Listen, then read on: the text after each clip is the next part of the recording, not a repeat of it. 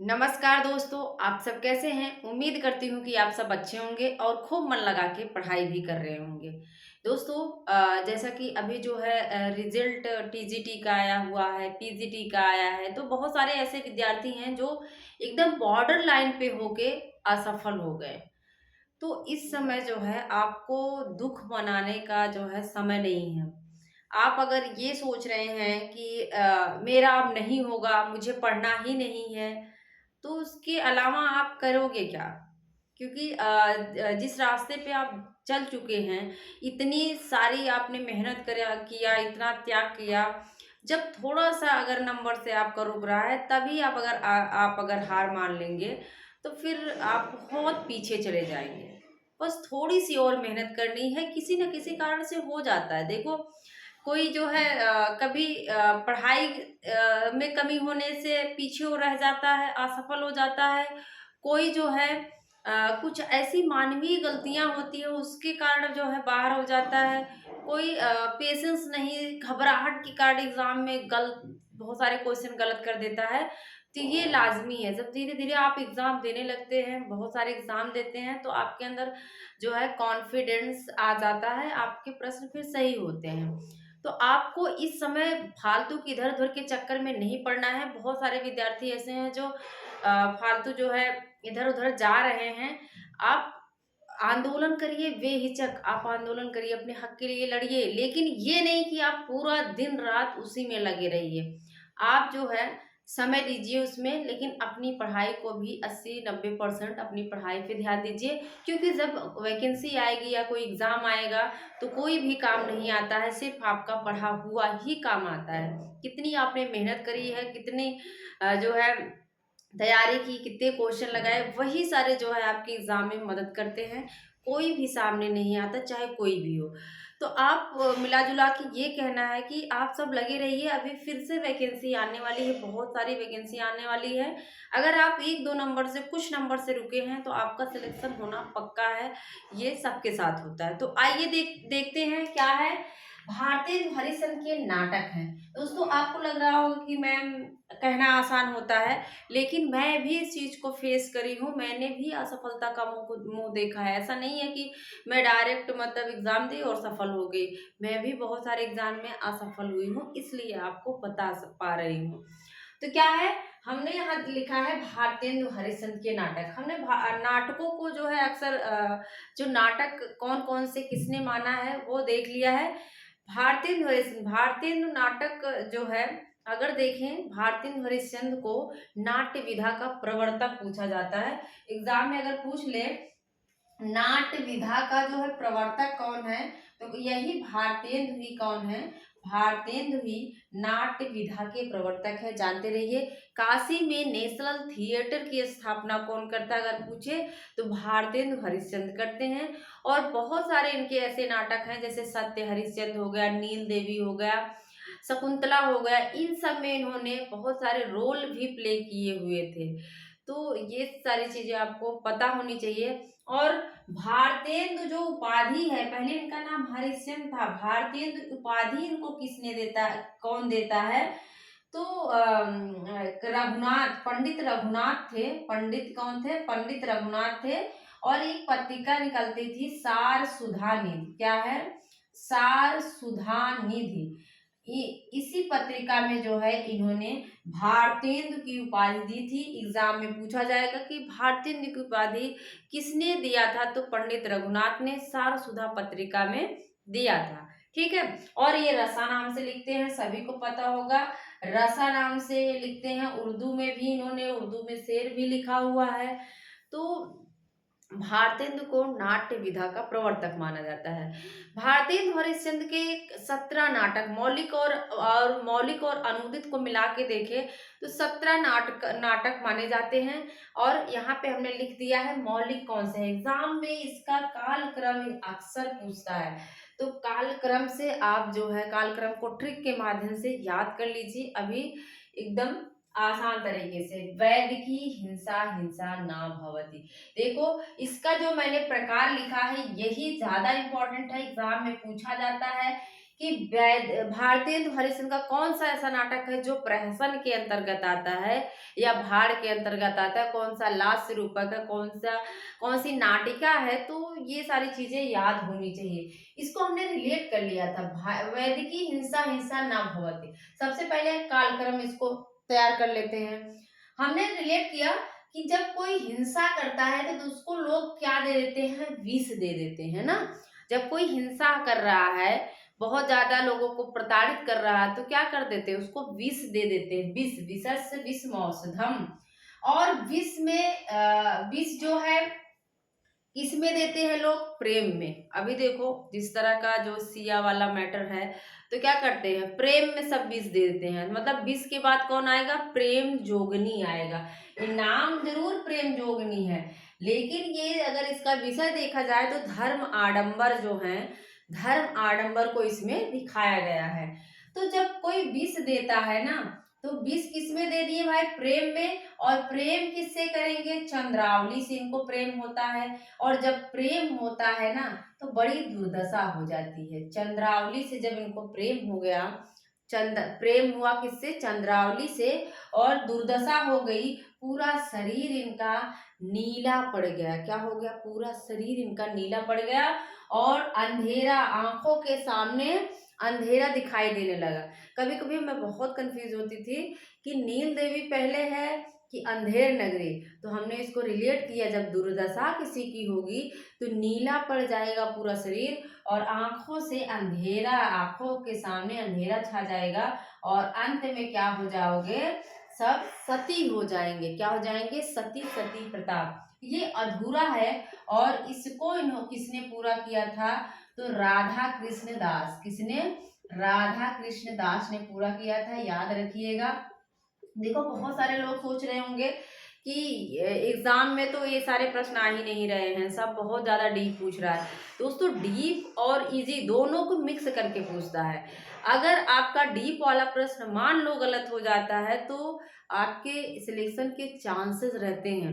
लेकिन अगर आप रेगुलर जो प्रश्न आते हैं इजी वाले, वो गलत कर रहे हैं, तो आप सीधा सिलेक्शन से बाहर हो जाते हैं। तो वही है कि सती प्रताप, सती प्रताप अधूरा था, और पूरा कौन करता है, राधा कृष्ण दास करते हैं। फिर से देखो, हिंसा होती है, कोई हिंसा किया तो उसको विष दे देते हैं। विष जो है प्रेम में दिया जाता है। विष किसमें, प्रेम में देते हैं। और प्रेम में विष कौन देता है भाई, चंद्रावली देती है। चंद्रावली जब विष दे दी तो बड़ी दुर्दशा होने लगी, शरीर नीला पड़ गया, आंखों के सामने अंधेरा छा गया, और फिर क्या हो जाते हैं, सती हो जाते हैं, सती प्रताप। इसका अब हम प्रकार भी रिलेट कर लेते हैं। देखो जब कोई हिंसा करता है, वैदिकी हिंसा हिंसा ना बहुत ही, तो क्या होता है, तो प्रहसन, मतलब सब लोग हंसते हैं। क्या करते हैं, हसन, हंसते हैं। जब कोई हिंसा करेगा तो क्या होगा, ऐसे रिलेट कर लो। ये मत सोचने जाओ कि नहीं कोई हिंसा कर रहा है तो हंसेंगे कैसे। तो क्या होगा, हिंसा कोई कर रहा है तो प्रहसन, हिंसा करोगे तो क्या हो जाएगा, हंसेंगे सब लोग। ठीक है। विष, विष देते ही क्या कहते हैं, कहते हैं कि भाड़ में जाओ। कहाँ जाओ, भाड़ में। जब कोई भाड़ में जाएगा तो बचेगा क्या, नहीं बचेगा। तो वैसे ही जैसे विष देने के बाद कोई नहीं बचता है, मृत्यु हो जाती है, वैसे ही भाड़ में जाने के बाद भाई मृत्यु हो जाती है। तो हमने रिलेट किया, विष दे दिए, कहे कि अब तुम भाड़ में जाओ। विष दे दिए, कहे भाड़ में जाओ। ये सब नाटक के रूपक के प्रकार है। कोई प्रश्न है, कोई भाड़ है, कोई नाटिका है। प्रेम जोगनी, ये भी क्या है, नाटिका। देखो जो प्रेम जोगनी होती है, जोगनी, जोगनी कहते हैं कि तुम जोगनी हो क्या, जोगनिया हो क्या। तो वो कौन है, नाटिका। जो जोगनी लोग होती हैं बड़ी नाटक करती हैं, बड़ा नाटक करती हैं। चंद्रावली नाम है, देखो स्त्री का नाम है, तो याद कर लो, स्त्रियां, चंद्रावली नाम है रानी का, और बड़ा नाटक करती है, नाटिका। ठीक है। जोगनी भी नाटिका, नाटक करती है, चंद्रावली भी नाटिका ही है। और दुर्दशा किसकी होगी, जब दुर्दशा होगी तो लाश से क्या बन जाओगे, लाश बन जाओगे। जब किसी की दुर्दशा होगी तो क्या बन जाएंगे, लाश बन जाएंगे। लाश से रूपक हमने ऐसे रिलेट किया था। जब देखो किसी की दुर्दशा हो जाती है, हाथ पैर काम नहीं करते, वो एकदम जिंदा लाश हो जाता है, लाश से रूपक। ठीक है।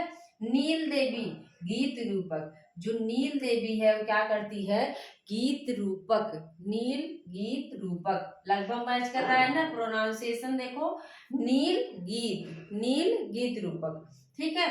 अंधेर नगरी, ज्यादा अंधेर करोगे तब भी लोग हंसेंगे, प्रहसन, जब ज्यादा अंधेर करोगे ना लोग तुम पर हंसेंगे, तुम लोगों के ऊपर हंसेंगे, प्रहसन। सती प्रताप जो है ये पौराणिक नाटक है, सावित्री और सत्यवान की कहानी है सती प्रताप में, ये क्या है, पौराणिक नाटक है।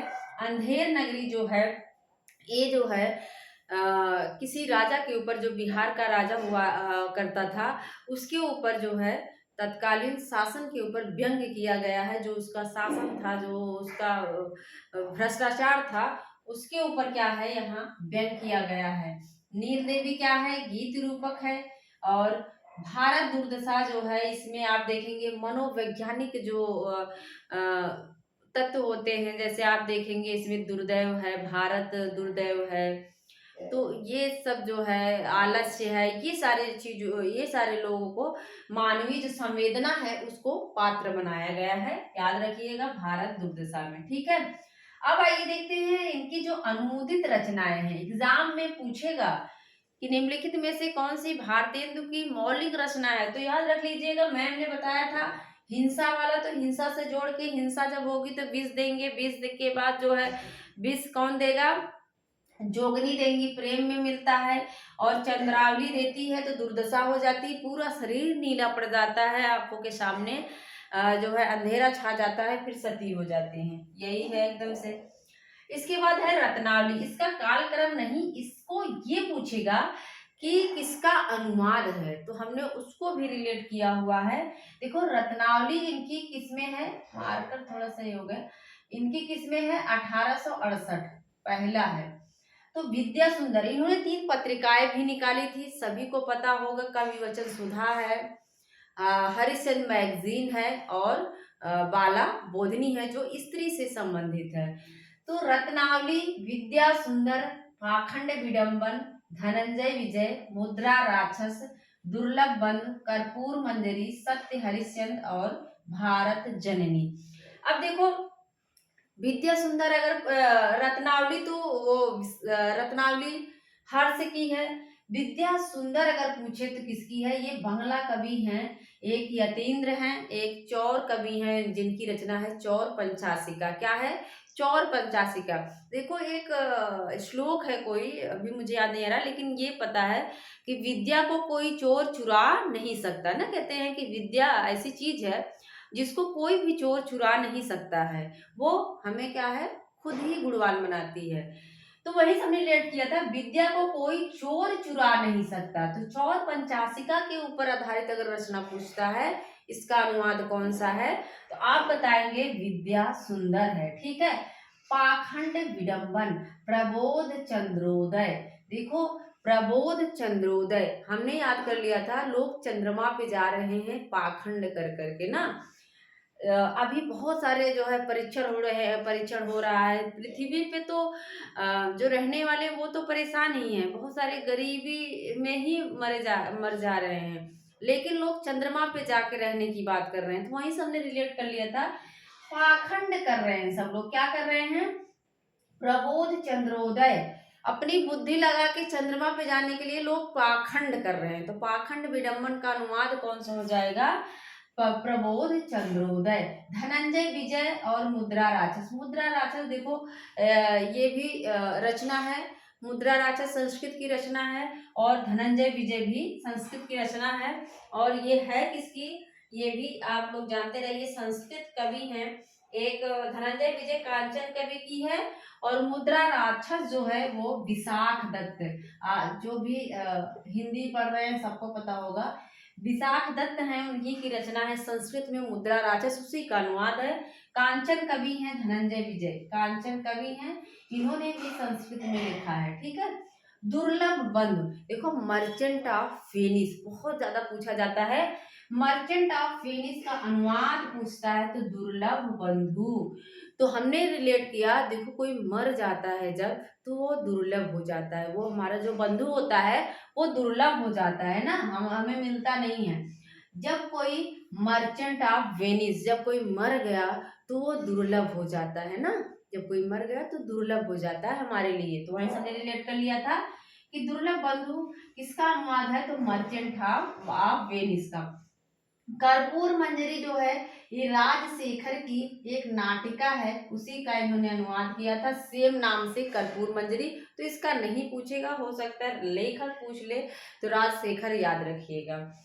सत्य हरिश्चंद्र क्या है, चंड कौशिक क्या है, चंड कौशिक। सत्य हरिश्चंद्र हमने इसको रिलेट कर लिया, देखो इसमें भी चा आ रहा है, और चंड कौशिक, चंड कौशिक चा उसमें भी आ रहा है। चौर पंचासी का अलग था, मैंने कहा विद्या को चोर चुरा नहीं सकता, चौर पंचासी का।